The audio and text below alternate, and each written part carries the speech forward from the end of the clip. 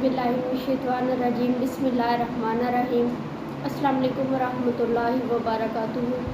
उम्मीद है आप सब खैरियत से होंगे। अल्लाह ताला हम सब को जो है वो सीधे रास्ते पे चलने की तौफीक दे और बुराइयों के रास्ते से रुकने की तौफीक दे। आप सल्लल्लाहु अलैहि वसल्लम की कीमती नसीहत। जब कुरान करीम की ये आयत उतरी, मैं यअमलु सुअ युज्ज़ा बिही, और जो कोई बुरा काम करे इसकी सज़ा पाएगा। इस मौका पर हज़रत अबू बकर सिद्दीक़ रज़ी अल्लाह अन्हु फरमाने लगे कि ए अल्लाह के रसूल, खुशी ख़त्म हो गई, इसलिए कि अल्लाह ताला ने फरमा दिया है जिसने भी जो गलती की, कोताही की, इसे इसकी सज़ा मिलेगी। ए अल्लाह के रसूल, इस आयत के बाद तो खुशी नहीं है। कौन है जो गलतियों से पाक है? गलती तो हो ही जाती है। इस पर आप सल्लल्लाहु अलैहि वसल्लम ने फरमाया, सिद्दीक़, जब तू बीमार होता है तब भी तेरे गुनाह माफ़ हो जाते हैं, तुझे ठोकर लगती है तब भी तेरी खताएं माफ़ हो जाती हैं, तुझे कोई दुख पहुंचता है तब भी तेरी खताएं माफ़ हो जाती हैं। तेरी हर तकलीफ़ के बदले तेरी कोई ना कोई छोटी छोटी खता माफ़ की जाती है, ताकि जब तू अल्लाह ताला के पास जाए तो गुनाहों से बिल्कुल साफ़ होकर जाए। तो आप सल्लल्लाहु अलैहि वसल्लम की नसीहत से हमें ये क्या मालूम हुआ? इसमें हमारे लिए सबक है कि अल्लाह ताला से डरा भी जाए, अल्लाह ताला का खौफ जो है वो अपने दिल में रखा जाए, और इंसान अल्लाह ताला की रहमत से मायूस भी ना हो कि वो मुझे बख्शेगा नहीं, मुझे माफ़ नहीं करेगा। यानी कि इंसान को अगर कोई तकलीफ़ पहुंचती है, इंसान जब बीमार होता है तो उसकी खताएं उसके बदले माफ़ होती रहती हैं। इसी तरह नबी सल्लल्लाहु अलैहि वसल्लम ने फरमाया कि बुखार को जो है वो बुरा ना कहो, वो तुम्हारे गुनाहों का कफ़ारा बन जाता है।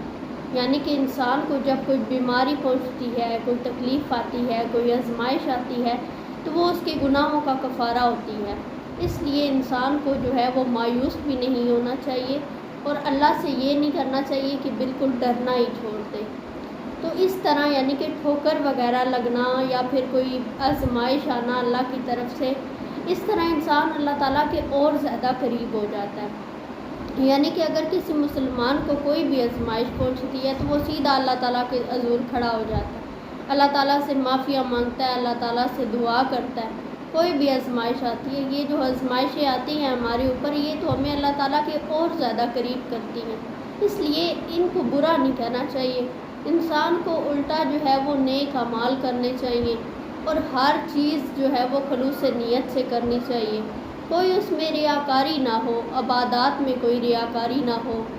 हम कुछ भी कर रहे हैं, इन्फाक फ़ी सबीलिल्लाह कर रहे हैं, तलावत कुरान कर रहे हैं, किसी भी चीज़ में कोई रियाकारी ना हो।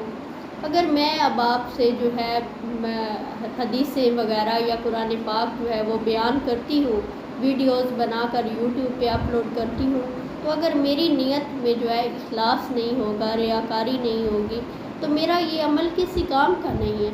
मुझे तो इसी दुनिया में बदला मिल जाएगा कि लोग मुझे जाने, लोग मुझे जाने। मुझे कोई इस चीज़ का जो है वो शौक़ नहीं है।